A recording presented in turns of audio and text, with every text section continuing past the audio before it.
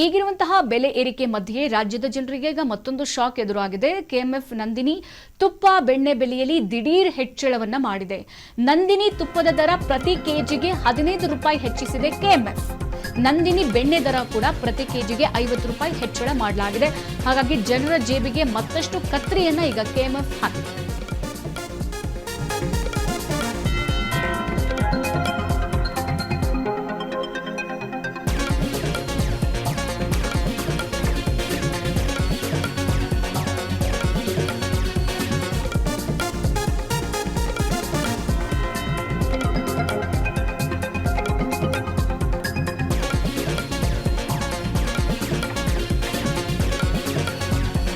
ಬೆಲೆ ಏರಿಕೆ ಮಧ್ಯೆ ರಾಜ್ಯದ ಜನರಿಗೆ ಈಗ ಮತ್ತೊಂದು ಶಾಕ್ ಸಿಕ್ಕಿದೆ. ಕೆಎಂಎಫ್ ತನ್ನ ನಂದಿನಿ ತುಪ್ಪ ಬೆಣ್ಣೆ ಬೆಲೆಯಲ್ಲಿ ದಿಢೀರ್ ಹೆಚ್ಚಳವನ್ನ ಮಾಡಿದೆ. ನಂದಿನಿ ತುಪ್ಪದ ದರ ಪ್ರತಿ ಕೆಜಿಗೆ 15 ರೂಪಾಯಿ ಹೆಚ್ಚಿಸಿದೆ ಕೆಎಂಎಫ್. ಹಾಗಾಗಿ ನಂದಿನಿ ಬೆಣ್ಣೆ ದರ ಕೂಡ ಪ್ರತಿ ಕೆಜಿಗೆ 50 ರೂಪಾಯಿ ಜಾಸ್ತಿ ಆಗಿದೆ.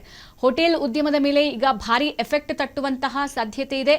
ಕೆಎಂಎಫ್ ಉತ್ಪನ್ನಗಳು ಬೆಲೆ ಹೆಚ್ಚಿಸಿರೋದ್ರಿಂದ ಈಗ ಮತ್ತಷ್ಟು ರೇಟ್ ಜನಸಾಮಾನ್ಯರಿಗೆ ತಟ್ಟುವಂತಾಗಿದೆ. ಗಮನಿಸಿದ್ದೀವಿ, ಒಂದು ಕಡೆ ಈಗ ಗ್ಯಾಸ್ ಬೆಲೆ ಏರಿಕೆ ಈಗ ಹೋಟೆಲ್ ಮಾಡ್ತಿರುವಂತಹ ಜನರಿಗೆ ಅದೊಂದು ಕಡೆ ಬರೆಯಾದರೆ, ಈಗ ನಂದಿನಿ ಈಗ ಹೋದವರೆಲ್ಲ ಕೂಡ ಬೆಣ್ಣೆ ತುಪ್ಪ ದೋಸೆ ಕೇಳ್ತಾರೆ, ಅಥವಾ ಈ ತುಪ್ಪವನ್ನ ಇಡ್ಲಿಗಾಗ್ಲಿ ಬೇರೆ ಪದಾರ್ಥಗಳಿಗಾಗಿ ಹಾಕಿ ಕೊಡ್ತಾರೆ.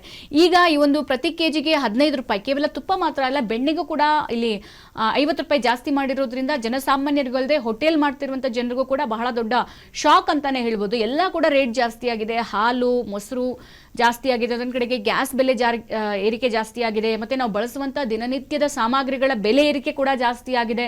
ಸೊ ಇದರ ಮಧ್ಯದಲ್ಲಿ ದಿಢೀರಾಗಿ ಈಗ ತುಪ್ಪದ ರೇಟ್ ಕೂಡ ಜಾಸ್ತಿ ಆಗಿರೋದು ಜನಸಾಮಾನ್ಯರ ಜೇಬಿಗೆ ಮತ್ತಷ್ಟು ದೊಡ್ಡ ಕತ್ತರಿ ಅಂತಾನೆ ಹೇಳ್ಬೋದು.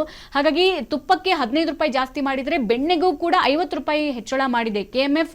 ಒಂದ್ ಕಡೆ ಹೋಟೆಲ್ ಉದ್ಯಮದವರಿಗೂ ಕೂಡ ದೊಡ್ಡ ಹೊಡೆತ, ಜನಸಾಮಾನ್ಯರಿಗೂ ಕೂಡ ದೊಡ್ಡ ಹೊಡೆತ. ಯಾಕಂತಂದ್ರೆ ದಿನ ನಾವು ಯಾವ್ದಾದ್ರೂ ಒಂದು ರೂಪದಲ್ಲಿ ತುಪ್ಪ ಅಥವಾ ಬೆಣ್ಣೆಯನ್ನ ಸೇವಿಸ್ತೀವಿ. ಈಗ ಇದ್ದಕ್ಕಿದ್ದಂತೆ ಎಲ್ಲಾ ಬೆಲೆ ಏರಿಕೆ ನಡುವೆ ಈ ಎರಡು ಪದಾರ್ಥಗಳ ಬೆಲೆ ಏರಿಕೆ ಜಾಸ್ತಿ ಆಗಿರೋದ್ರಿಂದ ಈಗ ಇದು ಕೂಡ ದಿನನಿತ್ಯ ಬಳಸುವಂತಹ ಪದಾರ್ಥಗಳಲ್ಲಿ ಕೂಡ ಒಂದು ತುಪ್ಪ ಹಾಗೆ ಬೆಣ್ಣೆ. ಹಾಗಾಗಿ ಇದು ಕೂಡ ಜನಸಾಮಾನ್ಯರ ಜೇಬಿಗೆ ಮತ್ತಷ್ಟು ಕತ್ರಿ. ಹಾಗಾಗಿ ಈಗ ಕೆಎಂಎಫ್ ಉತ್ಪನ್ನಗಳ ಬೆಲೆ ಮತ್ತಷ್ಟು ಹೆಚ್ಚಳ ಮಾಡ್ತಿರೋದ್ರಿಂದ ಜನಸಾಮಾನ್ಯರು ಹೈರಾಣಾಗಿ ಹೋಗಿದ್ದಾರೆ. ಹಾಲು ಕೂಡ ಬೆಲೆ ಜಾಸ್ತಿ ಮಾಡಿದ್ದಾರೆ, ಮೊಸರು ಕೂಡ ಬೆಲೆ ಏರಿಕೆ ಜಾಸ್ತಿ ಆಗಿದೆ. ಮೊನ್ನೆ ನಡೆದಂತಹ ಈ ವಾರ್ ಸಂದಿಗ್ಧ ಪರಿಸ್ಥಿತಿಯಲ್ಲೂ ಕೂಡ ಈ ಗ್ಯಾಸ್ನ ಬೆಲೆ ಏರಿಕೆ ಕೂಡ ಜಾಸ್ತಿ ಆಗಿದೆ. ಬೆಲೆ ಹೀಗೆ ಏರ್ಕೊಂಡೇ ಹೋಗ್ತಾ ಇದ್ರೆ ಜನಸಾಮಾನ್ಯರಿಗೆ ಸಿಗ್ತಾ ಇರೋದು 3.25 ಕಾಸು ಸಂಪಾದನೆ. ಆ ಸಂಪಾದನೆಯಲ್ಲಿ ನಾವು ಬರೀ ಇದಕ್ಕೆ ದುಂದು ವೆಚ್ಚ ಮಾಡ್ತಾ ಇದ್ರೆ ನಾವು ಸೇವಿಂಗ್ಸ್ ಅಂತ ಏನ್ ಮಾಡೋಣ, ಬದುಕೋದಾದ್ರೂ ಹೇಗೆ ಅನ್ನುವಂಥದ್ದು ಜನಸಾಮಾನ್ಯರ ಪರಿಸ್ಥಿತಿ ಹೇಳತಿರೋದಾಗಿದೆ.